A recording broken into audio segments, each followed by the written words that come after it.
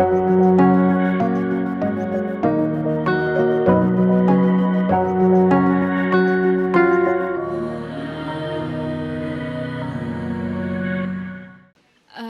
പേര് റിയ. ഞാൻ വരുന്നത് ദുബായിൽ നിന്നാണ്. ഞാൻ actually born and brought up ദുബായിലായിരുന്നു. ഞാൻ എൻ്റെ പേരൻസിൻ്റെ കൂടെയാണ് നിൽക്കുന്നത്. ഞാൻ 2018 ഞാൻ ആദ്യമായിട്ട് കൃപാസനം മാതാവിനെ പറ്റി അറിയുന്നത്. അത് എൻ്റെ അമ്മയുടെ എൽഡർ ബ്രദറിൻ്റെ വൈഫ് വഴിയാണ് ഞാൻ അറിയുന്നത്. അപ്പം ആൾ നേഴ്സാണ്. അപ്പോൾ ആളുടെ ഹോസ്പിറ്റലിൽ ആൾക്ക് ഈ കൃപാസനം പേപ്പറൊക്കെ കിട്ടിയിരുന്നു. അപ്പോൾ ആളൊരു ദിവസം വീട്ടിലേക്ക് വന്നപ്പം ഈ പേപ്പർ കൊണ്ടുവന്നിരുന്നു. അപ്പം പേപ്പർ കൊണ്ടുവന്നപ്പം ഞങ്ങൾക്ക് ആദ്യം അത്ര ഉൾക്കൊള്ളാൻ പറ്റിയിരുന്നില്ല. കാരണം എന്താ വെച്ചാൽ ഞാനപ്പോൾ വിചാരിച്ചു, എന്തിനാണ് കൃപാസനം മാതാവിനെ പറ്റി നമ്മൾ, അല്ലെങ്കിൽ കൃപാസനം മാതാവിനോട് പ്രാർത്ഥിക്കേണ്ട ആവശ്യം എന്താണ്? കാരണം നമുക്ക് ഫാത്തിമ മാതാവുണ്ട്, ലൂർദ് മാതാവുണ്ട്. കൃപാസന മാതാവിൻ്റെ പ്രത്യേകത, അല്ലെങ്കിൽ ഞാൻ അവിടെ തന്നെ പോയി പ്രാർത്ഥിക്കുന്നത് എന്തത്ര നിർബന്ധം, അങ്ങനെയുള്ളൊരു ചിന്തയായിരുന്നു. അത് അന്നേരം ഞാൻ അങ്ങ് ചിരിച്ച് തള്ളി അങ്ങ് വിട്ട് കളഞ്ഞു. പക്ഷേ അതെൻ്റെ മനസ്സിൽ ഇങ്ങനെ കിടക്കുന്നുണ്ടായിരുന്നു. അത് ഞാനിങ്ങനെ ഒരു മാതാവിനെ പറ്റി അറിഞ്ഞിട്ടുണ്ടെന്നുള്ള കാര്യം എൻ്റെ മനസ്സിലുണ്ടായിരുന്നു.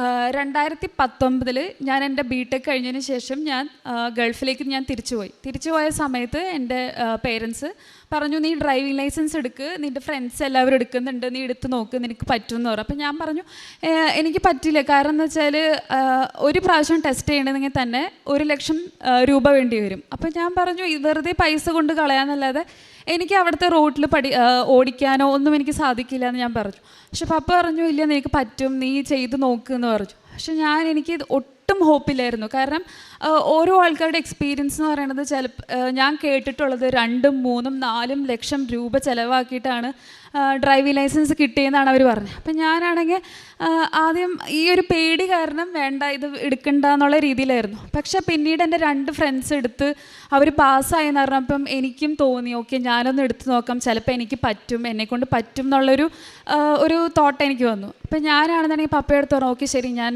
ചെയ്ത് നോക്കാം എന്ന് പറഞ്ഞു.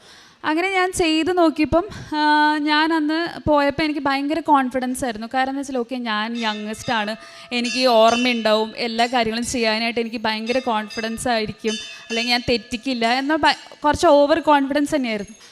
ആ ഒരു കോൺഫിഡൻസിൻ്റെ ബേസിസിൽ തന്നെ ഞാൻ ഫസ്റ്റ് ടെസ്റ്റിന് ഞാൻ പോയ ആ ഒരു ടൈമിൽ മറ്റുള്ള എല്ലാവരും കണ്ടപ്പോൾ എനിക്ക് പേടിയായി. ലാസ്റ്റ് ഞാൻ പാർക്കിംഗ് ടെസ്റ്റ് ഞാൻ തെറ്റിച്ചു. അപ്പോൾ എനിക്ക് ഭയങ്കര വിഷമമായി. കാരണം ഞാൻ ദൈവമേ ഇത്രയും പൈസ കൊണ്ടുപോയിട്ട് ഞാൻ തന്നെ കൊണ്ട് കളഞ്ഞല്ലോ, ഇനി ഞാൻ വീട്ടിൽ പോകുമ്പോൾ ഞാൻ അവരെ എങ്ങനെ ഫേസ് ചെയ്യും എന്നുള്ള ഭയങ്കര ഒരു വിഷമവും സങ്കടവും ഭയങ്കരമായിരുന്നു. ഞാൻ എൻ്റെ പപ്പയെടുത്ത് പറഞ്ഞു, ഞാനിനി 2ാമത് ഞാൻ പോകുന്നില്ല, എനിക്ക് താല്പര്യമില്ല. പപ്പ പറഞ്ഞില്ല, നീ ഒന്നുകൂടി ചെയ്ത് നോക്കുന്നു, എനിക്ക് പറ്റുമെന്ന് പറഞ്ഞു. പക്ഷേ ആ ഒരു വിഷമത്തിൻ്റെ ഇതിൽ നിന്ന് എനിക്ക് മാറി നിൽക്കണം എന്ന് എനിക്ക് തോന്നി. കാരണം അത്രയും വിഷമിച്ചു പോയി. അപ്പോൾ ആ സമയത്ത് എൻ്റെ ഒരു ഫ്രണ്ടിൻ്റെ കല്യാണം ഉണ്ടായിരുന്നു. അപ്പോൾ ഞാൻ വിചാരിച്ചു, ഓക്കെ നാട്ടിൽ പോയി മൈൻഡൊക്കെ ഒന്ന് ഫ്രഷ് ആയിട്ട് തിരിച്ചു വരാം. അങ്ങനെ നാട്ടിൽ പോയി ഫ്രണ്ടിൻ്റെ കല്യാണം കൂടി ഞാൻ തിരിച്ച് യു എയിലേക്ക് എത്തി കഴിഞ്ഞപ്പോൾ പപ്പ പറഞ്ഞു, ഇനി ഇങ്ങനെ ഇരിക്കേണ്ട, നീ ഒന്നുകൂടി പോയി നോക്ക്, അല്ലെങ്കിൽ നീ പഠിച്ചത് മറന്നു പോകുമെന്ന് പറഞ്ഞു. അങ്ങനെ എനിക്ക് ഭയങ്കര പേടിയായി, ദൈവമേ ഇനി ഞാൻ പിന്നെയും കൊണ്ട് ഞാൻ പൈസ കൊണ്ട് കൊടുക്കണ്ടേന്നുള്ളതിലായി. അങ്ങനെ ടെസ്റ്റിൻ്റെ ഡേറ്റ് വന്ന ആ ടൈമിൽ പെട്ടെന്ന് എന്താണെന്നറിയില്ല, ഞാൻ അന്നേരം കൃപാസനം പേപ്പറോ അന്ന് ഞാൻ ചിരിച്ച് തള്ളിയ ആ ഒരു കാര്യം മാത്രമേ എനിക്ക് ഓർമ്മയുള്ളൂ. വേറെ ഒന്നും ഞാൻ കണ്ടിട്ടില്ല. ഒരു പേപ്പറോ അല്ലെങ്കിൽ ഒരു പ്രെയർ ബുക്കോ ഒന്നും, ഒരു മെഴുകുതിരിയോ ഒന്നും എനിക്കറിയില്ല. പക്ഷെ പെട്ടെന്ന് ഞാൻ എക്സാമിൻ്റെ, അതായത് ടെസ്റ്റിൻ്റെ അന്ന് ഞാൻ വെളുപ്പിന് എനിക്ക് തലേദിവസം എനിക്ക് എന്തോ ഒരു ഓർമ്മ വന്നു, ഓക്കെ ഞാൻ കൃപാസനം ഒന്ന് പ്രാർത്ഥിച്ച് നോക്കിയാലോ, ചിലപ്പോൾ എന്നെ മാതാവ് സഹായിച്ചാലോ എന്നുള്ളൊരു തോട്ട് എനിക്ക് വന്നു. ഞാനൊരു 5:30 ആയപ്പോൾ അതിനകത്ത് 5:30 എന്നുള്ളൊരു സമയം കണ്ടിരുന്നു. അപ്പോൾ ഞാൻ വിചാരിച്ചു, ഓക്കെ 5:30 അന്ന് എനിക്ക് ഉടമ്പടി എന്താണെന്നോ അല്ലെങ്കിൽ ഇങ്ങനെ മെഴുകുതിരി കത്തിച്ച് പ്രാർത്ഥിക്കണമെന്നോ ഒന്നും എനിക്കറിയില്ലായിരുന്നു. ഞാൻ എന്നിട്ട് ഒരു 5:30 ആയപ്പോൾ ഞാൻ എണീറ്റ് ഞാൻ പ്രാർത്ഥന ചൊല്ലി ഞാൻ പിന്നെയും പോയി കിടന്നുറങ്ങിയിട്ടും എനിക്ക് ഉറക്കം വരുന്നില്ല. ഒരു 7 മണിയായപ്പോൾ ഞാൻ ഡ്രൈവിംഗ് സ്കൂളിലെത്തിയപ്പോൾ എനിക്ക് പിന്നെയും ഒരു അറ്റാക്ക് വരുന്ന പോലെയായിരുന്നു. കാരണം എന്താ വെച്ചാൽ അവിടെ കാൻഡിഡേറ്റ്സ് ആയിട്ട് വന്നുള്ള എല്ലാവരും അറബ്സ് ആയിരുന്നു, ഞാൻ മാത്രം ഒരു ഇന്ത്യൻ. അപ്പോൾ അന്നേരം ഞാൻ കേട്ടിട്ടുണ്ട്, അവരുടെ രാജ്യത്തുള്ള ആൾക്കാർ തന്നെ വരുമ്പോൾ അവരൊരു പക്ഷെ അവരെ ജയിപ്പിച്ച് വിടാൻ ചാൻസ് ഉണ്ട്, എന്നെപ്പോലുള്ള ആളെ ഫെയിലാക്കാൻ ചാൻസ് ഉണ്ട്. അവരാണെന്നുണ്ടെങ്കിൽ ഭയങ്കര ഓവർ കോൺഫിഡൻസും ഭയങ്കര അവരുടെ ആ ഒരു കോൺഫിഡൻസ് ലെവൽ കണ്ടപ്പോൾ എൻ്റെ എല്ലാ കോൺഫിഡൻസും പോയി. ഞാനാണെന്നുണ്ടെങ്കിൽ ഓക്കെ, അതൊന്നും നോക്കണ്ട, എൻ്റെ കയ്യിലുള്ള PDF ഒരു പ്രെയർ ഉണ്ടായിരുന്നു കൃപാസനത്തിൻ്റെ, ഞാനത് ജസ്റ്റ് ഒന്ന് എത്തിച്ചു. അത് കഴിഞ്ഞ് ഞാൻ അവിടെ ഇരുന്നു. മനസ്സിലാണെങ്കിൽ ഭയങ്കര പേടിയായിരുന്നു. ഡ്രൈവിംഗ് ടെസ്റ്റിന് വേണ്ടി ഞാൻ ബസ്സിനകത്ത് കയറിയ സമയത്ത് ഞാൻ നോക്കും ബാക്കിയുള്ള എല്ലാവരും കൂളായി ബസ്സിനകത്ത് കയറിയിരുന്നു. ഞാനാണെങ്കിൽ വിറച്ചിട്ട് എനിക്ക് തന്നെ അറിയില്ല എന്തായിരുന്നു എൻ്റെ സിറ്റുവേഷൻ എന്ന്. ഞാൻ ടെസ്റ്റിന് വേണ്ടി പോയി കഴിഞ്ഞ് അവരെല്ലാവരും ഓടിച്ചതിന് ശേഷം ലാസ്റ്റ് വൺ ഞാനായിരുന്നു. അവർ ഭയങ്കര ഹാപ്പി ആയിരുന്നു. അവർ ഓടിച്ച് കഴിഞ്ഞ് തിരിച്ചെത്തി കഴിഞ്ഞപ്പം ഞാൻ പോയി കഴിഞ്ഞ് ഞാൻ ഇരുന്ന ആ സമയത്ത് എനിക്ക് ഭയങ്കര ഒരു ഹോപ്പായിരുന്നു. അതായത് ഞാൻ ജയിക്കും, ഞാൻ തെറ്റിക്കില്ല. അതേപോലെ തന്നെ സംഭവിച്ചു, ഞാൻ തെറ്റിച്ചേ ഇല്ല. കാരണം ഞാൻ ഇരുന്ന ആ സമയത്ത് തന്നെ എൻ്റെ അടുത്ത് എൻ്റെ ഇൻസ്ട്രക്ടർ പറഞ്ഞു, നീ നന്നായി ഓടിക്കുന്നുണ്ടല്ലോ, നീ എത്ര ക്ലാസ് അറ്റൻഡ് ചെയ്തു? ഞാൻ പറഞ്ഞു ഞാനൊരു 40-45 ക്ലാസ് അറ്റൻഡ് ചെയ്തു. പക്ഷെ നീ നന്നായി ഓടിക്കുന്നുണ്ടല്ലോ, നീ എൻ്റെ മുന്നത്തെ ടെസ്റ്റ് പാസ്സായില്ലേ എന്ന് ചോദിച്ചു. അപ്പോൾ ഞാൻ പറഞ്ഞില്ല, ഞാൻ മിസ്റ്റേക്ക് വരുത്തി പാർക്കിങ്ങിൽ എന്ന് പറഞ്ഞു. അത് കഴിഞ്ഞ് ഞാൻ തിരിച്ച് ഡ്രൈവിംഗ് സ്കൂളിൽ തിരിച്ചെത്തി കഴിഞ്ഞപ്പം എല്ലാവരുടെ ഫോണിലേക്കും റിസൾട്ട് വന്നു. അവരെല്ലാവരും ഫെയിലായെന്ന് പറഞ്ഞപ്പോൾ എനിക്കാണെങ്കിൽ ദൈവമേ, അവിടുത്തെ ആൾക്കാർ തന്നെ ഫെയിലായി. ഇനി ഞാൻ എങ്ങനെ പാസ്സാവും? ആരെങ്കിലും എന്നെ പാസ്സാക്കുമോ? എനിക്ക് ഭയങ്കര ടെൻഷനായി. അന്ന് ആ ടൈമിലാണെങ്കിൽ എൻ്റെ കയ്യിൽ അവിടുത്തെ സിമ്മില്ലായിരുന്നു. അപ്പം പപ്പയുടെ മൊബൈലിലായിരുന്നു കൊടുത്തത്. എനിക്കാണെങ്കിൽ ഭയങ്കര ടെൻഷനായി. കാരണം പപ്പയാണെങ്കിൽ എന്നെ വിളിക്കുന്നുമില്ല, ഞാൻ പാസ്സായോ ഫെയിലായോ ഒന്നും ആരും പറയുന്നുമില്ല. അപ്പോൾ ഈ ഫെയിലായ എല്ലാ ആൾക്കാരും എനിക്ക് ചുറ്റും നിന്നിട്ട് പറഞ്ഞു, നീ പാസ്സായോ എന്ന് ചോദിച്ചു. ഞാൻ പറഞ്ഞു എനിക്കറിയില്ല എന്ന് പറഞ്ഞു. കുറച്ച് കഴിഞ്ഞപ്പം എൻ്റെ പപ്പ വിളിച്ചിട്ട് പറഞ്ഞു, നീ പാസ്സായി എന്ന് പറഞ്ഞു. ഞാൻ നോക്കുമ്പോഴാണെങ്കിൽ ഞാൻ മാത്രം പാസ്സായി. അവിടുത്തെ എല്ലാവരും, ആ 3 പേരും ലോക്കൽസാണ്. അതും അവർ വലിയ അറബ് ഫാമിലിയിൽ നിന്ന് വരുന്ന ആൾക്കാർ തന്നെയാണ്. അവർ പാസ്സായില്ലേ, ഞാൻ പാസ്സായി. എനിക്ക് ഭയങ്കര ഒരു അത്ഭുതമായിരുന്നു. കാരണം ആ ടൈമിൽ എനിക്ക് തന്നെ അറിയില്ല ഞാൻ എന്താ ചെയ്യേണ്ടതെന്ന്. കാരണം എൻ്റെ എല്ലാ ഹോപ്പും പോയ ഒരവസ്ഥയായിരുന്നു. ആ ടൈമിൽ തന്നെ എനിക്ക് മനസ്സിലായി കൃപാസനം മാതാവിന് എന്നോട് എന്തോ പറയാനുണ്ട്, അല്ലെങ്കിൽ എൻ്റെ ജീവിതത്തിൽ എന്തോ ഒന്ന് എനിക്ക് ഭാവിയിൽ ഇനി ഒരു പക്ഷേ എൻ്റെ ഒരു ലൈൻ അല്ലെങ്കിൽ എൻ്റെ ട്രാക്ക് ഒരു പക്ഷേ കൃപാസനം മാതാവിലൂടെ തന്നെയായിരിക്കുമെന്ന് എനിക്കൊരു വിശ്വാസം ഉണ്ടായിരുന്നു. പക്ഷെ അതവിടെ കഴിഞ്ഞു. പിന്നെ എനിക്ക് അങ്ങനെ ഒരു സ്ട്രഗിളിങ് മൂമെൻ്റ് എന്ന് പറയാനായിട്ട് പിന്നെ വന്നില്ല. പക്ഷെ ഞാൻ അപ്പോഴും ജോലി അന്വേഷിക്കുന്നുണ്ടായിരുന്നു. ഞാനാണെങ്കിൽ BTech 2017 ഞാൻ കഴിഞ്ഞത്. അപ്പോൾ ആ സമയത്ത് ഞാൻ ജോലിക്ക് കയറും, പക്ഷേ എനിക്ക് ഇഷ്ടപ്പെട്ട ഒരു ജോലി ആയിരിക്കില്ല. കയറും ഇറങ്ങും അങ്ങനെയായിരുന്നു. അങ്ങനെ ഞാൻ നോക്കുമ്പോൾ എൻ്റെ എല്ലാ ഫ്രണ്ട്സിനും നല്ല ജോലി കിട്ടി, അവർ സെറ്റിലാവുന്നു, അവർ അറ്റ്ലീസ്റ്റ് പുറത്ത് എവിടെയെങ്കിലും പോയി സെറ്റിലാവുന്നു. ഇതൊക്കെ കാണുമ്പോൾ എനിക്ക് ഭയങ്കര ടെൻഷനായിരുന്നു. ദൈവമേ, എൻ്റെ ഫ്യൂച്ചറിന് എന്തായിരിക്കും?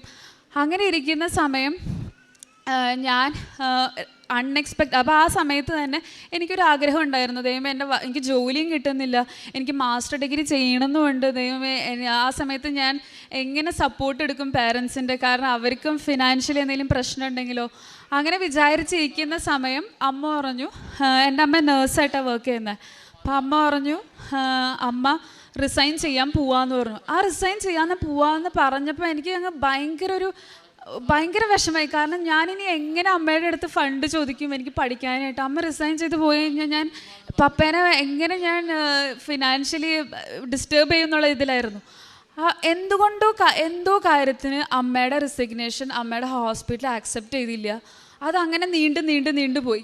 ആ ടൈമിൽ ഞാൻ അമ്മയുടെ അടുത്ത് പറഞ്ഞു, അമ്മ എനിക്ക് പഠിക്കണം, എനിക്ക് മാസ്റ്റേഴ്സിന് പോകണം, ഞാൻ പഠിച്ചോട്ടെ എന്ന് ചോദിച്ചു. അപ്പോൾ അമ്മ പറഞ്ഞു, നീ പഠിച്ചോ, സാരമില്ല, ഏജ് കയറി പോവും, അപ്പോൾ നിനക്ക് പഠിക്കാൻ പറ്റിയെന്നില്ല, നീ ഇപ്പോൾ തന്നെ പഠിച്ചോ എന്ന് പറഞ്ഞു. അപ്പോൾ അന്നേരം ഞാൻ ഫുൾ ടൈം മാതാവിൻ്റെ അടുത്ത് പ്രാർത്ഥിക്കുമായിരുന്നു, മാതാവ് തടസ്സങ്ങളൊന്നുമില്ലാതെ ഫിനാൻഷ്യലി ഒരു പ്രോബ്ലവും ഇല്ലാതെ എനിക്ക് പഠിച്ച് തീർക്കാൻ പറ്റണേന്ന്. അതുപോലെ തന്നെ സംഭവിച്ചു. ഞാൻ ഈ വർഷം ജാനുവരിയിൽ ഞാൻ എൻ്റെ MTech കംപ്ലീറ്റ് ചെയ്തു. അതും എനിക്ക് നല്ല സ്കോർ ഉണ്ടായിരുന്നു. ആ സമയത്തും എൻ്റെ ഒരു വിഷമം എനിക്ക് ജോലിയില്ല എന്നുള്ളതായിരുന്നു. ഞാനിനി എങ്ങനെ ജോലി കണ്ടുപിടിക്കും? അപ്പോൾ ഓരോ റൂമേഴ്സായിരുന്നു, ഓക്കെ അവിടെ ക്രൈസിസ്, ഇവിടെ ക്രൈസിസ്, ജോലി കിട്ടില്ല, എക്സ്പീരിയൻസ് ഉണ്ടെങ്കിലേ കിട്ടുകയുള്ളൂ, അങ്ങനെയൊക്കെ ഭയങ്കരമായിട്ട് ഒരു നെഗറ്റീവ് കമൻസ് ആയിരുന്നു. അപ്പോൾ ഞാൻ വിചാരിച്ചു, ഓക്കെ എനിക്ക് കിട്ടും, എങ്ങനെയും കിട്ടും. അങ്ങനെ ഞാൻ കോളേജ് വഴി ഞാൻ ശ്രമിക്കാൻ നോക്കി, എനിക്ക് പ്ലേസ്മെൻറ്റ് വഴി നോക്കാം എന്നുള്ള രീതിയിൽ. അങ്ങനെ ഇരിക്കുന്ന സമയത്ത് പ്ലേസ്മെൻറ്റ് വഴി ഞാൻ കമ്പനീസിൽ പോയി അറ്റൻഡ് ചെയ്തു ഇൻ്റർവ്യൂ. പക്ഷേ ആ ഇൻ്റർവ്യൂ അറ്റൻഡ് ചെയ്ത് കഴിഞ്ഞതിന് ശേഷമാണ് ഞാൻ അറിയുന്നത് അവിടെ ഓപ്പണിങ്സ് ഒന്നുമില്ല. അവർ ജസ്റ്റ് വെറുതെ കാൻഡിഡേറ്റ്സിനെ കാണാൻ വേണ്ടി മാത്രം വന്നതാണ്. അവരവരുടെ കമ്പനീനെ പറ്റി ഇൻട്രൊഡ്യൂസ് ചെയ്യാൻ വേണ്ടി മാത്രം വന്നതാണ്. അപ്പോൾ എനിക്ക് ഭയങ്കര വിഷമം. ഞാൻ വിചാരിച്ചു, ദൈവമേ ഞാനിനി എന്ത് ചെയ്യും, ആരെ ഡിപ്പെൻഡ് ചെയ്യും? ഞാൻ ഒത്തിരി ആൾക്കാർക്ക് CV അയച്ചു, എനിക്ക് നല്ലൊരു ജോലി കിട്ടുന്നില്ലല്ലോ. അങ്ങനെ പറഞ്ഞിരിക്കുന്ന സമയത്താണ് അപ്പോൾ ഈ ഉടമ്പടി ഞാൻ April 28 ഓൺലൈൻ ഉടമ്പടി എടുത്തിരുന്നു. അപ്പോൾ അത് അവസാനിക്കുന്നത് July 28. ഞാൻ അമ്മയുടെ അടുത്ത് ഞാൻ മാതാവിൻ്റെ അടുത്ത് എപ്പോഴും ഞാൻ പറയും, ദൈവമേ July 28 മുന്നേ എനിക്ക് എന്തായാലും എനിക്ക് ജോലിക്ക് കയറിയേ പറ്റൂ. അങ്ങനെ ഇരിക്കുന്ന ആ സമയത്താണ് May 28 എനിക്ക് ഒരു കോള് വരുന്നത്. ഞാൻ അറ്റൻഡ് ചെയ്ത കമ്പനിയിൽ നിന്ന് എന്നെ വിളിച്ചിട്ട് പറഞ്ഞു, നിനക്ക് നാളെ ഇൻ്റർവ്യൂ ഉണ്ട്, നീ എത്രയും വേഗം വരണമെന്ന് പറഞ്ഞു. ഞാൻ വേഗം റെഡിയായി ഞാൻ പോയി ഇൻ്റർവ്യൂ അറ്റൻഡ് ചെയ്തു. അറ്റൻഡ് ചെയ്യുന്ന സമയത്ത് ഇൻ്റർവ്യൂ നമുക്ക് 2 റൗണ്ട് ഉണ്ടായിരുന്നു. അതിൽ ടെക്നിക്കൽ റൗണ്ട് എനിക്ക് വളരെ മീഡിയം എന്ന് പറയാൻ പറ്റുള്ളൂ, കാരണം ഈസി പ്ലസ് ഡിഫിക്കൾട്ട് അതേപോലെയായിരുന്നു. അപ്പോൾ എനിക്ക് പക്ഷേ ഹോപ്പ് ഉണ്ടായിരുന്നു, എന്താണെന്നറിയില്ല, എനിക്ക് ഹോപ്പ് ഉണ്ടായിരുന്നു, എനിക്ക് കിട്ടും എന്നുള്ള ഉറപ്പുണ്ടായിരുന്നു.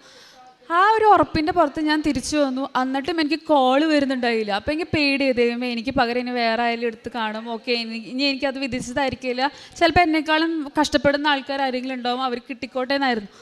പക്ഷേ ഒരു June 10 ആയപ്പോൾ എന്നെ വിളിച്ചിട്ട് പറഞ്ഞു, നീ സെലക്റ്റഡ് ആണ്, എത്രയും വേഗം ജോയിൻ ചെയ്യണം, July 17 വരണം എന്ന് പറഞ്ഞു. അപ്പോൾ ഞാൻ ഭയങ്കര എക്സൈറ്റഡ് ആയി, ഓക്കെ ഞാൻ ജോയിൻ ചെയ്യാം എന്നുള്ളതിലായി. അപ്പോൾ എൻ്റെ അനിയത്തി MPPS ഗ്രാജുവേറ്റ് ആണ്. അപ്പോൾ ആളുടെ കോൺവിക്കേഷൻ വരുന്നുണ്ട്. അപ്പോൾ എനിക്കാണെങ്കിൽ മനസ്സിലൊരാഗ്രഹം, ഓക്കെ എൻ്റെ അനിയത്തി ഒരു ഡോക്ടറേറ്റ് ഡിഗ്രി എടുക്കുന്നത് എനിക്ക് നേരിട്ട് കാണണമെന്ന് എനിക്ക് ഭയങ്കര ആഗ്രഹമായിരുന്നു.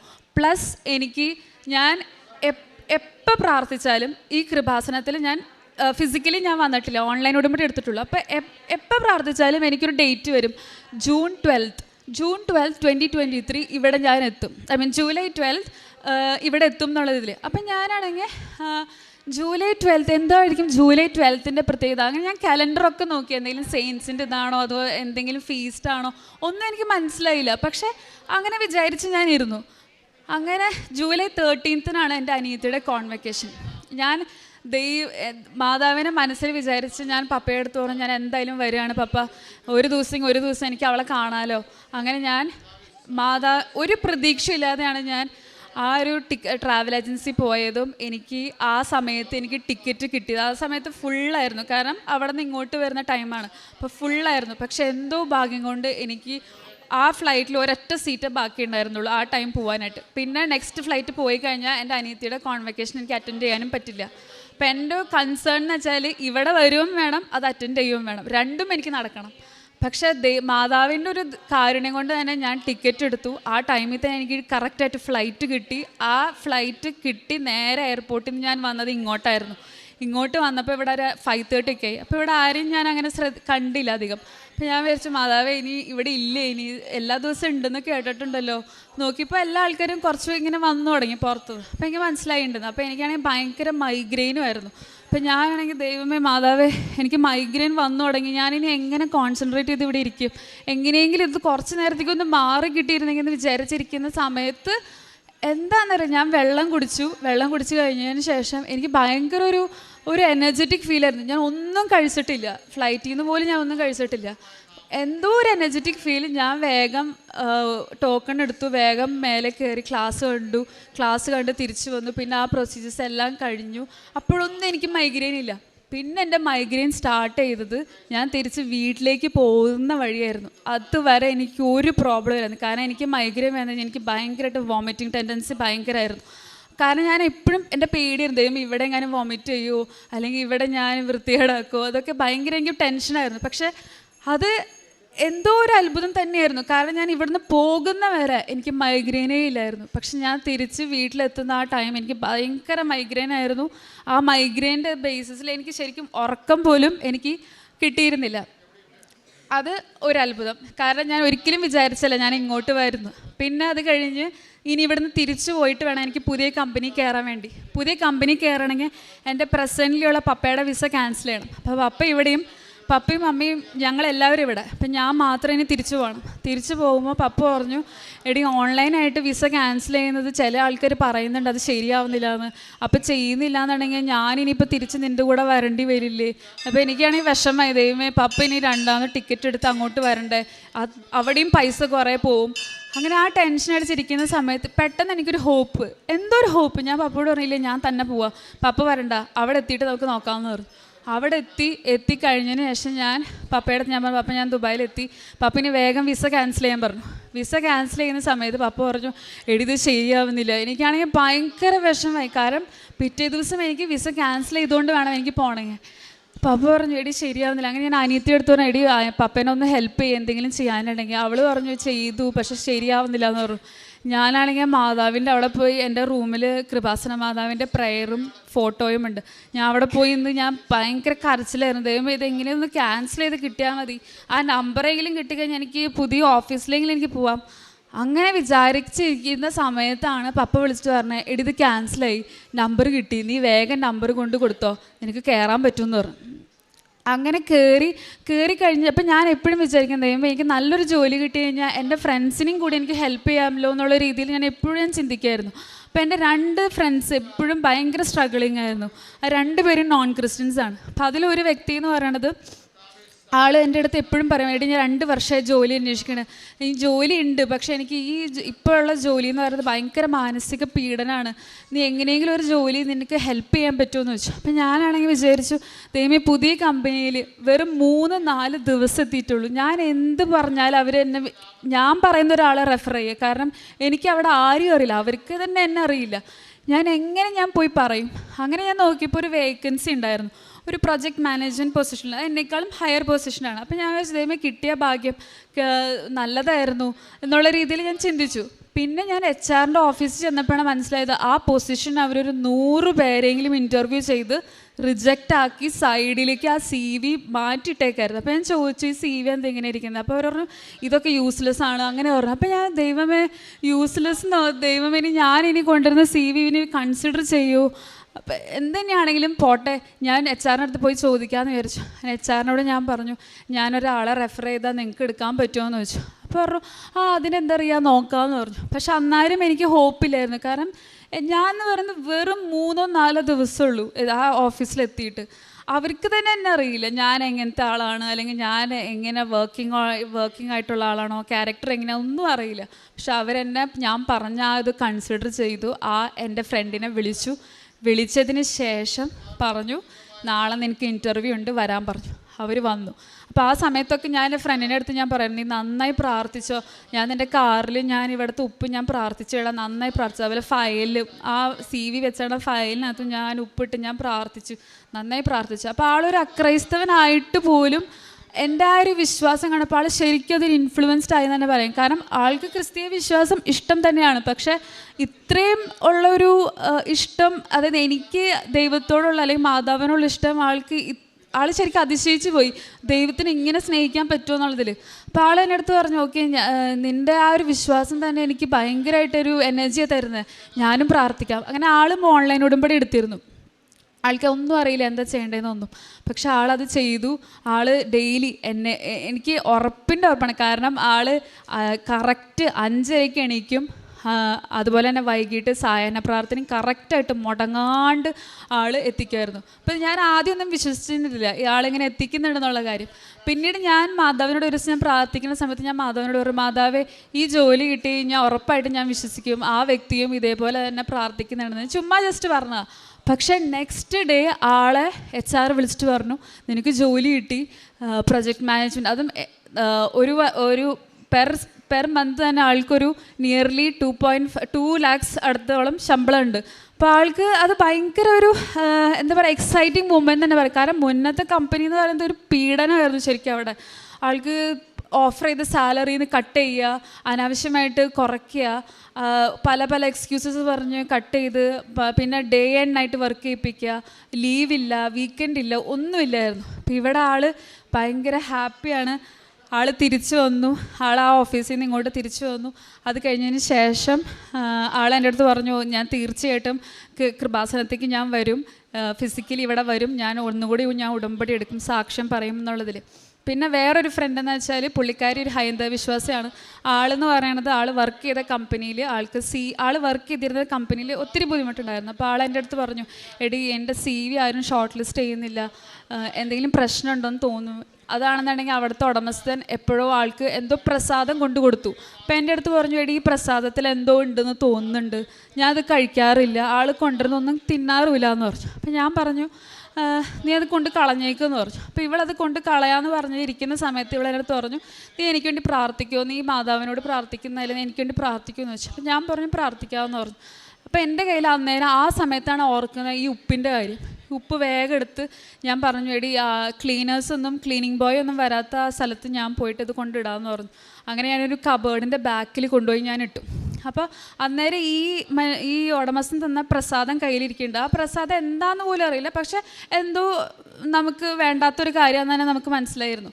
അപ്പോൾ ആൾക്ക് ഈ പ്രസാദം കൊടുക്കുന്ന സമയത്ത് ആൾ പറഞ്ഞിരുന്നു, ഇതിലെന്തോ പ്രാർത്ഥനകളൊക്കെ ചെയ്തിട്ടുള്ളതാണെന്നൊക്കെ. അതൊക്കെ എന്തെങ്കിലും ആയിക്കോട്ടെ എന്നുള്ള രീതിയിൽ, പക്ഷെ ഞങ്ങൾക്ക് മനസ്സിലായി അത് നല്ലതല്ല എന്ന്. അങ്ങനെ ഞങ്ങൾ ഈ പ്രസാദം അങ്ങനെ തന്നെ എടുത്ത് ദുബായിലൊരു മോളിൽ കൊണ്ടുപോയിട്ടു. അത് രാത്രിയാണ് കൊണ്ടിട്ടത്, ആരും കാണണ്ട, ഓക്കെ ഇനി ആരും ഓഫീസിലുള്ള ആരെയും കണ്ടാലോ എന്ന് വിചാരിച്ച് നമ്മളത് വേണ്ടാന്ന് വെച്ചാൽ അവിടെ കൊണ്ടുപോയി രാത്രി ഒരു 8 മണി 8:30 നേരത്ത് കൊണ്ടുപോയിട്ടു. വേസ്റ്റ് ബില്ല് കൊണ്ടുപോയിട്ട് ഞാൻ അപ്പോഴേക്കും ആ ഇടുന്നതിന് മുന്നേ തന്നെ ഇറങ്ങുന്ന ആ സമയത്ത് ഓഫീസിൽ ഞാൻ ഈ ഉപ്പ്, വിശ്വാസപ്രമാണം, നന്മ നിറഞ്ഞറിയുമൊക്കെ എത്തിച്ച് ഞാൻ അവിടെ ഒരു മൂലയ്ക്ക് കൊണ്ടിട്ടിരുന്നു. ഞാൻ എന്നിട്ട് പിറ്റേ ദിവസം ഞാൻ അനീതിയുടെ കോൺവെക്കേഷൻ ഞാൻ ഇങ്ങോട്ട് വരിക. അപ്പം ഞാൻ അവളുടെ അടുത്ത് പറഞ്ഞു, പേടിക്കണ്ട, നിൻ്റെ CV ഷോർട്ട് ലിസ്റ്റ് ചെയ്യുമ്പോൾ എന്തെങ്കിലും തടസ്സം ഉണ്ടെങ്കിൽ നിനക്ക് നാളെ തന്നെ കോള് കിട്ടുമെന്ന് പറഞ്ഞു. ഞാൻ നാളെ പോകാൻ വേണ്ടി ഇരിക്കുക. എയർപോർട്ടിൽ ഇരിക്കുന്ന സമയത്ത് ഇവൾക്ക് കോള് വന്നത് ഒരു നല്ലൊരു കമ്പനിയിൽ നിന്നായിരുന്നു, ഇൻ്റർവ്യൂവിന് ഷോർട്ട് ലിസ്റ്റ് ആയി എന്ന് പറഞ്ഞിട്ട്. ആ മൊമെൻറ്റിൽ തന്നെ ആ പ്രസാദം തന്ന വ്യക്തി നാട്ടിലാണ്. അപ്പോഴേക്കും ആൾ പ്രസാദം തന്ന ആൾ നാട്ടിൽ പോയി.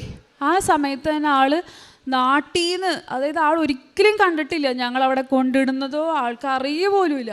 ആൾ നാട്ടിൽ നിന്ന് ഇങ്ങോട്ട് ഒരുമാതിരി ഒരു ടോർച്ചർ മെസ്സേജ് വരെ നമുക്ക് പറയാം. ആൾ മെസ്സേജ് ഇട്ട് പറയാം, നിങ്ങൾ ആ പ്രസാദം കൊണ്ട് കളഞ്ഞൂലായിരുന്നു. അത് ശരിക്കും ഭയങ്കര ഷോക്കിംഗ് ആയിരുന്നു. കാരണം ആൾ അറിയുക പോലുമില്ല ആ പ്രസാദം കൊണ്ട് കളഞ്ഞ കാര്യമോ അല്ലെങ്കിൽ ഒന്നും അറിയില്ല. പക്ഷെ ആൾക്ക് മനസ്സിലായി ആളെന്തോ ചെയ്യുന്നതൊന്നും നടക്കുന്നില്ല എന്ന്. ഇപ്പം ആൾക്ക് പൂർണ്ണമായിട്ട് മനസ്സിലായി ആൾ ആ ഒരു വ്യക്തിക്ക് വേണ്ടി അല്ലെങ്കിൽ ആ ഒരു അവിടെ ഇരിക്കുന്ന ആ കുട്ടിക്ക് വേണ്ടി വേറെ ജോലി കിട്ടാതിരിക്കാൻ വേണ്ടിയിട്ട് ആൾ ഒരുപാട് കാര്യങ്ങൾ ചെയ്തിട്ടുണ്ടെന്നുള്ള കാര്യം പിന്നീട് ഞങ്ങൾക്ക് മനസ്സിലാവുകയും ചെയ്തു. അപ്പോൾ അത് ശരിക്കും വലിയൊരു അത്ഭുതമായിരുന്നു. ഈ ഒരു കാരണം കൊണ്ട് തന്നെ ആ ഒരു കുട്ടി ഭയങ്കര വലിയൊരു മാതാവിൻ്റെ ഒരു വിശ്വാസിയായി മാറി. കാരണം എപ്പോഴും അച്ഛൻ പറയാറുണ്ട്, അറിയാത്തവരറിയാനും അറിഞ്ഞവർ ആഴപ്പെടാനും വേണ്ടിയിട്ടാണ് എപ്പോഴും നമ്മൾ ശ്രദ്ധിക്കേണ്ടതെന്ന്. അത് ശരിക്കും എനിക്ക് ഞാൻ എപ്പോഴും വീട്ടിൽ ഞാൻ പറയും, അത് ശരിക്കും ഒരു അത്ഭുതം തന്നെയായിരുന്നു. കാരണം ഈ രണ്ട് വ്യക്തികളും അക്രൈസ്തവരായിരുന്നു. രണ്ട് വ്യക്തികൾക്കും ഈ ഒരു എക്സ്പീരിയൻസ് കിട്ടി. ആ ഒരു ബേസിസിൽ തന്നെ അവരിന്ന് തികഞ്ഞ ഒരു മാതാവിൻ്റെ ഒരു വിശ്വാസി തന്നെയാണ്. പിന്നെ എനിക്ക് എൻ്റെ കോൺവെക്കേഷൻ, ഞാൻ അനീതിയുടെ കോൺവെക്കേഷൻ പോയ സമയത്ത് അവിടെ ഇൻവൈറ്റ് ചെയ്ത ഗസ്റ്റ് ഓൾമോസ്റ്റ് ഒരു 2000 പേരുണ്ടായിരുന്നു. ആ 2000 പേരിൻ്റെ ഇടയിൽ എൻ്റെ ഫോൺ പോയ സമയത്ത് എനിക്ക് പിറ്റേ ദിവസം തിരിച്ച് പോരേണ്ട എൻ്റെ ഫോൺ പോയി. എൻ്റെ ലൈഫിൻ്റെ എന്തോ നഷ്ടപ്പെട്ട പോലെയായിരുന്നു. കാരണം എനിക്ക് HR മെസ്സേജ് ചെയ്യും, എന്തൊക്കെ ഇമെയിൽ വരും, ഒന്നും അറിയില്ല. ഫോൺ പോയി, ഞാൻ ഭയങ്കര ഡിപ്രസ്ഡായി. അപ്പോഴേക്കും അമ്മയും എൻ്റെ പേരൻസും എല്ലാവരും റിലേറ്റീവ്സും ഒക്കെ അന്വേഷിക്കാൻ തുടങ്ങി. ഫോൺ കിട്ടിയില്ല. പക്ഷെ എൻ്റെ മനസ്സിൽ എന്തോ ഒരു ഹോപ്പ് ഉണ്ടായിരുന്നു. ദൈവമേ, ജൂലൈ 12 ഞാൻ ഇവിടെ വന്ന് ഉടമ്പടി എടുത്തു, ജൂലൈ 13 എൻ്റെ ഫോൺ പോയി, എന്തായാലും എനിക്കിത് കിട്ടും, ഉറപ്പിൻ്റെ ഉറപ്പ്. അപ്പോൾ ഇവർ പറഞ്ഞു, ഇല്ല നമുക്ക് സൈബർ സെല്ലിൽ കംപ്ലയിൻറ്റ് ചെയ്യാമെന്നൊക്കെ പറഞ്ഞു. ഞാൻ പറഞ്ഞു കാര്യമില്ല, അതിനകത്ത് ഇന്ത്യൻ സിം ഇല്ലയെന്ന് പറഞ്ഞു. അങ്ങനെ ഇരിക്കുന്ന സമയത്ത് എന്തോ എൻ്റെ ഒരു കസിന് തോന്നി, ഓക്കെ അവിടെ സ്റ്റേജിലിരിക്കുന്ന ആളോടൊന്ന് അനൗൺസ് ചെയ്യാൻ പറയാം, ഇങ്ങനെ ഫോൺ കിട്ടിയിട്ടുണ്ടോ, ഒന്ന് തിരിച്ചു തരുമോ. ആ സമയത്തൊക്കെ ഞാൻ മാതാവിനോട് പ്രാർത്ഥിക്കായിരുന്നു, മാതാവേ ഞാൻ ഉടമ്പടി എടുത്ത് എന്നോട് ഇങ്ങനെ ചെയ്യണമായിരുന്നു, പക്ഷെ എനിക്ക് കിട്ടും ഇനി എനിക്ക് കൊണ്ടു തരണേന്ന് തന്നെയായിരുന്നു. ആ പറഞ്ഞിരിക്കുന്ന ആ മൊമെൻറ്റിൽ തന്നെ ഇവരുടെ ഈ ഗ്രൂപ്പിനകത്ത്, അവർക്കൊരു വാട്സപ്പ് ഗ്രൂപ്പുണ്ട്, അതിനകത്ത് എൻ്റെ സ്ക്രീൻ സേവർ ജീസസ് ക്രൈസ്റ്റിൻ്റെ ഫോട്ടോ ആയിരുന്നു. അത് അങ്ങനെ എന്നെ എടുത്ത് ഫോട്ടോ അയച്ചിട്ട് പറഞ്ഞു, ഈ ഫോണാണോ എന്ന്. അപ്പോൾ ശരിക്കും ഞാൻ ഞെട്ടിപ്പോയി. കാരണം അന്ന് അവിടെ പല ആൾക്കാരുടെയും ഫോൺ പോയിരുന്നു, അവിടെ ഒന്നും കിട്ടിയില്ല, പക്ഷേ എൻ്റെ മാത്രം എനിക്ക് തിരിച്ച് കിട്ടി. അതെങ്ങനെയാണെന്ന് എനിക്ക് സത്യം പറഞ്ഞാൽ ശരിക്കും ഒരു അത്ഭുതം തന്നെയായിരുന്നു. പിന്നെ ലാസ്റ്റ് എനിക്കുണ്ടായ ഒരു ഇതെന്ന് വെച്ചാൽ, ഞാൻ നമ്മുടെ ഇവിടുത്തെ പോലെ ബസ്സിൽ കയറുമ്പോൾ ദുബായിൽ ആക്ച്വലി നമ്മൾ ക്യാഷ് കൊടുക്കുകയല്ല, ക്രെഡിറ്റ് കാർഡ് പോലെയാണ്. അപ്പം ആ കാർഡിനകത്ത് നമ്മൾ ആക്ച്വലി പൈസ കയറ്റിയിട്ടിട്ട് നമ്മൾ എപ്പോഴും ഇടും. അപ്പോൾ നമ്മൾ എപ്പോഴൊക്കെ കയറിയാലും ടാപ്പ് ചെയ്തിട്ട് പോകും. അപ്പോൾ ടാപ്പ് ചെയ്യുമ്പോൾ അത്രയും പൈസ കട്ട് ചെയ്ത് പോകും. അപ്പം അന്നേരമാണെന്നുണ്ടെങ്കിൽ ഞാൻ താമസിക്കുന്ന സ്ഥലത്ത് ഈ പൈസ കയറ്റിയിടാനായിട്ട് എനിക്കൊരു ഓപ്ഷൻ ഇല്ലായിരുന്നു. അപ്പം ഞാനാണെങ്കിൽ വിചാരിച്ചു, ദൈവമേ ഇനി അടുത്ത ഒരു ഓപ്ഷൻ വരുന്നത് മെട്രോ സ്റ്റേഷനാണ്. ആ മെട്രോ സ്റ്റേഷനിൽ എത്തുമ്പോൾ എനിക്ക് ഇതിടാൻ പറ്റിയാൽ മതിയായിരുന്നു. അതിന് മുന്നേ ആർ ടി ഓഫീസർ അവിടുത്തെ റോഡ് ട്രാൻസ്പോർട്ട് അതോറിറ്റിയാണ്. അപ്പോൾ അയാൾ വന്നു കഴിഞ്ഞാൽ എന്നെ ഫൈൻ ഇടും. ഇതിനകത്ത് പൈസ ഇല്ലയെന്ന് കണ്ടു കഴിഞ്ഞാൽ ഫൈനും ഇടും, എന്നെ ബസ്സിൽ നിന്ന് പിടിച്ച് പുറത്താക്കുകയും ചെയ്യും.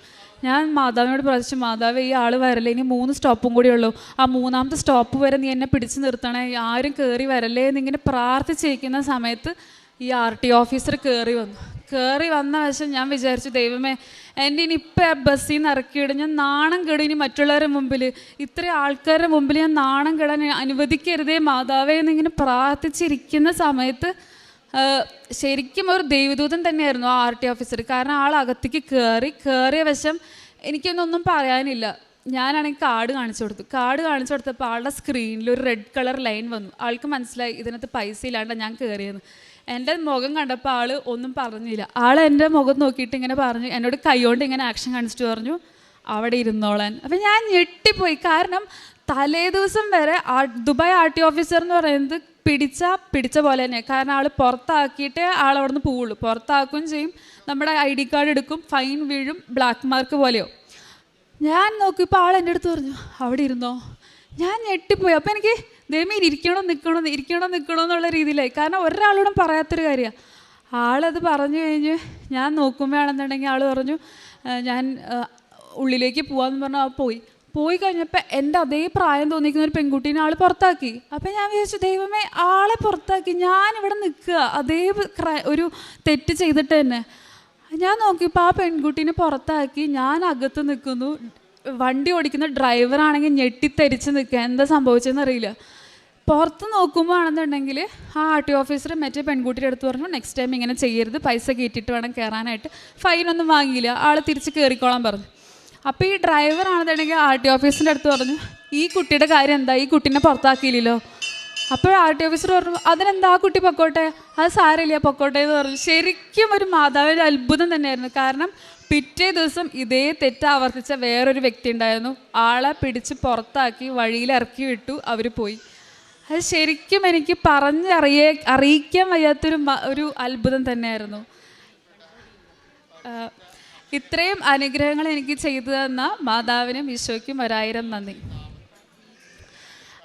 കാരുണ്യ പ്രവൃത്തികളും ഒക്കെ ആയിട്ട് ഞാൻ ചെയ്തത്, ഞാൻ എബ്രോഡ് ആയതുകൊണ്ട് എനിക്ക് ഇവിടുത്തെ പോലെ എനിക്ക് അങ്ങനെ ഓർഫനേജ് പോവോ അങ്ങനെ ഉള്ളത് എനിക്ക് കുറവാണ്. അപ്പം ഞാൻ എന്താ ചെയ്യാറെന്ന് വെച്ചാൽ എൻ്റെ കൈ നീട്ടി വരുന്ന എല്ലാവർക്കും ഞാൻ അറ്റ്ലീസ്റ്റ് എന്നാൽ കഴിയുന്ന സഹായം ഞാൻ ചെയ്യാറുണ്ട്. പിന്നെ പേപ്പർ കൊടുക്കുക, അവർക്ക് പറഞ്ഞ് മനസ്സിലാക്കുക, അവർക്ക് ധൈര്യം കൊടുക്കുക, അവർക്ക് വേണ്ടി പ്രാർത്ഥിക്കുക. പിന്നെ എൻ്റെ അമ്മ വഴി ഞാനൊരു ക്യാൻസർ പേഷ്യൻറ്റിന് ഞാൻ പൈസ അയച്ചു കൊടുത്തിരുന്നു അവിടുന്ന് തന്നെ. പിന്നെ ഈ ഫേസ്ബുക്കിൽ വരുന്ന ചില വീഡിയോസൊക്കെ ഉണ്ട്, അത് ജെനുവിൻ വൺസായിട്ട് തോന്നുന്ന, അതായത് നമുക്ക് അറിയാൻ പറ്റും ജെനുവിൻ ആണോ, നമ്മൾ വിളിച്ച് നോക്കുമ്പോൾ അറിയാൻ പറ്റും. അപ്പം അങ്ങനത്തെ 2-3 പേർക്കൊക്കെ ഞാൻ എൻ്റെ അനിയത്തിയുടെ ഗൂഗിൾ പേ വഴി ഞാൻ അയച്ചു കൊടുക്കാറുണ്ടായിരുന്നു. പിന്നെ ഡെയിലി കൊന്ത എത്തിക്കായിരുന്നു. ഞാൻ എത്ര ടയേർഡ്, എനിക്ക് ശാരീരിക ബുദ്ധിമുട്ടുകൾ എനിക്ക് ഇടയ്ക്കിടയ്ക്ക് വരാറുണ്ട്. പക്ഷെ എന്നാലും ഞാൻ എത്ര ബുദ്ധിമുട്ടാണെങ്കിലും, ഞാൻ എത്ര ലേറ്റ് ആണെങ്കിലും ഞാൻ കൊന്ത എത്തിച്ചിട്ട് തന്നെ ഞാൻ കിടക്കാറുള്ളൂ. കാരണം ഞാൻ ഒറ്റയ്ക്കാണെങ്കിൽ പോലും ഞാൻ കൊന്ത എത്തിച്ചിട്ട് തന്നെ കിടക്കാറുള്ളൂ. പിന്നെ ബൈബിള് 30 മിനിറ്റ് വായിക്കുക. ചില സമയത്ത് എൻ്റെ ജോലിയുടെ സമയം കൊണ്ട് എനിക്ക് ചിലപ്പോൾ വായിക്കാൻ പറ്റാറില്ല. എന്നാലും ഞാൻ അറ്റ്ലീസ്റ്റ് ഒരു അധ്യായമെങ്കിലും മുഴുവനുമായിട്ട് ഞാൻ വായിച്ചിട്ടേ ഞാൻ ഉറങ്ങാറുള്ളൂ. ഇത്രയേ ഉള്ളൂ.